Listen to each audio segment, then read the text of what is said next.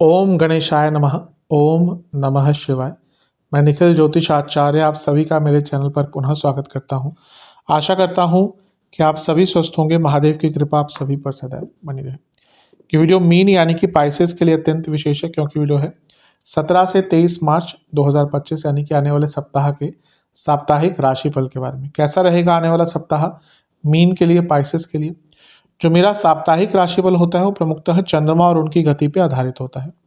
चंद्रमा एक बहुत विशेष ग्रह है और उनकी विशेषता यह है कि वह जिस भी भाव में जाते हैं उसको एक्टिवेट कर देते हैं और वो बहुत तेज गति से जाते हैं और मन के कारक हैं। इतना प्रभाव होने के कारण डे टू डे एक्टिविटीज़ पर उनका इम्पैक्ट बहुत होता है, क्योंकि जब तेज भागेंगे तो पूरे हफ्ते में कई बार राशि बदलेंगे, भाव में जाएंगे, ग्रहों के साथ संबंध बनाएंगे और इसीलिए साप्ताहिक राशिफल की जो भी विशेषता है वो भी बहुत बढ़ जाती है।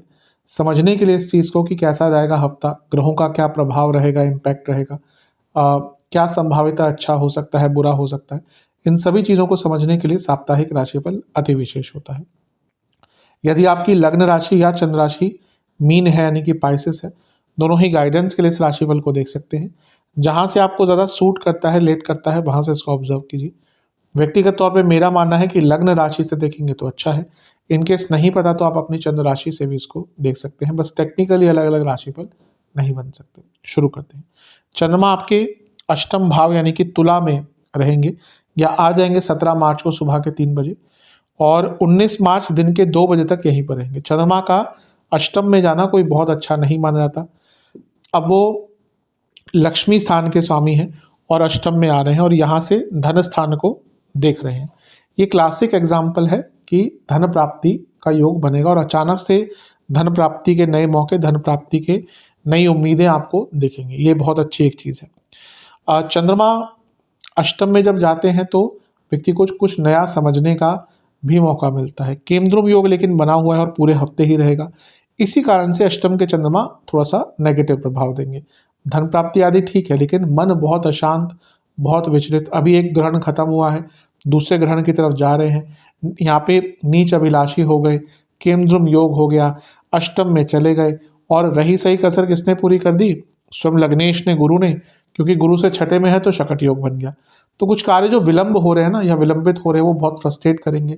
कुछ नए कार्य विलंबित हो सकते हैं। तो फ्रस्ट्रेशन, इनसिक्योरिटीज और अनिश्चितता, हमेशा मैं कहता हूँ अनिश्चितता, अष्टम भाव अनिश्चितता का है।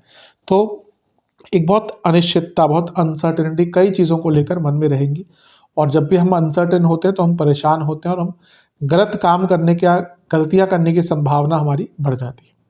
तो मन पर कंट्रोल कीजिएगा। नवांश कुंडली जो बहुत टाइम से करना चाह रहे हैं उसको स्टार्ट कर दीजिए। करेंगे तो ये होगा, वो होगा, वो बात की बात है। जब तक आप इनिशिएट ही नहीं करेंगे तब तक क्या होगा। दशांश कुंडली कार्य क्षेत्र में अगर आप जॉब चेंज करने का प्रयत्न करते हैं, हफ्ते का शुरुआती भाग बहुत अच्छा है। बिजनेस में बड़ा लाभ हो सकता है, बड़ा काम मिल सकता है। लव लाइफ की जहाँ तक बात है, आराम से बात किया कीजिए, प्यारपूर्ण या स्नेहपूर्ण बात किया कीजिए। अभी लगता है कि बोलते हैं तो लगता है कि जैसे शत्रुता है।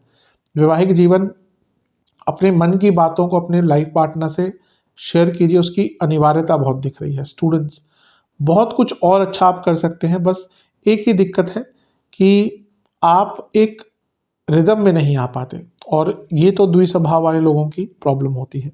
सेहत के दृष्टिकोण से इन्फेक्शंस, आंखों के रोग, दांतों के रोग, सर्वाष्टक में आपका 10वां घर बली है। जॉब चेंज करना चाह रहे थे, बहुत अच्छा टाइम है। चंद्रमा आपके नवम भाव यानी कि वृश्चिक में आ जाएंगे। ये होगा 19 मार्च दिन के करीबन 2 बजे के आसपास, आफ्टरनून, और 22 तारीख सुबह के 2 बजे तक चंद्रमा यहीं पर रहेंगे। चंद्रमा का नवम भाव में आना बहुत अच्छा होता है, 9th हाउस में आना बहुत अच्छा होता है। अष्टम से नवम में आ गए। अब वो त्रिकोण के स्वामी है, त्रिकोण में आ गए, लक्ष्मी योग। ये भाग्य योग भी होता है, ये राजयोग भी होता है, तो बहुत अच्छा है। लेकिन नीच के हो गए। मैं हमेशा कहता हूँ नीच के चंद्रमा बुरे नहीं होते। कोई भी ग्रह नीच का ये कहना कि वो खराब ही होगा, गलत है।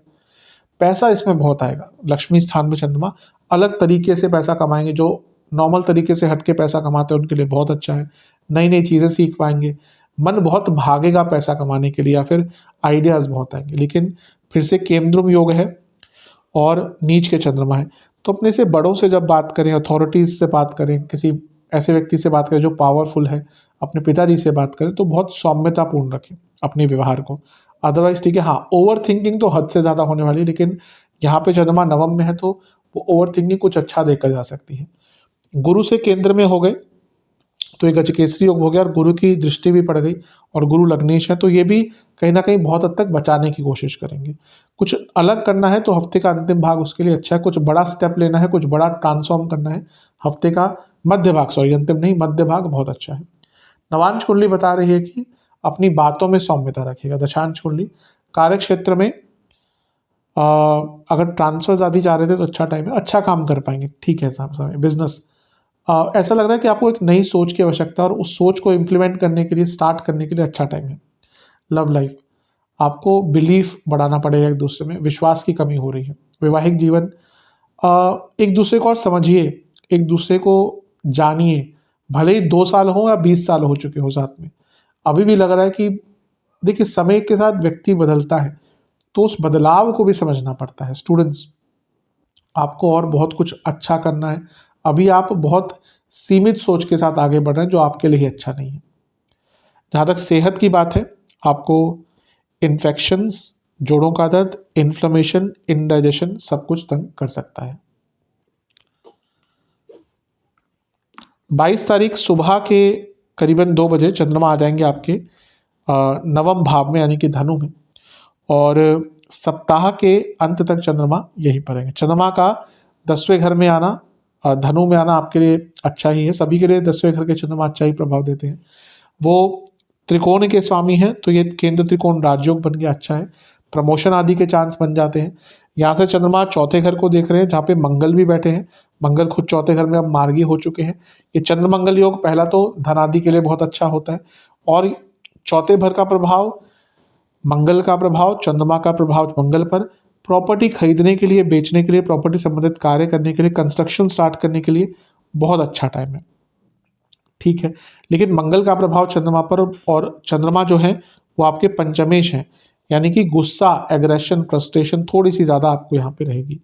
हफ्ते का अंतिम भाग फिर भी आप जीवन में आगे बढ़ेंगे, लेकिन गुस्से पर कंट्रोल करना है, और एक प्रकार से किसी पर ज़्यादा भरोसा नहीं करना। एग्रेशन एक ऐसी चीज़ है जो पर्सनल और प्रोफेशनल लाइफ दोनों में ही यहाँ पे आपको तंग करेगी। लेकिन मंगल मैं हमेशा कहता हूँ एक प्रकार के योग कारक है मीन के लिए, तो कई अटके हुए कार्य पूर्ण भी होंगे।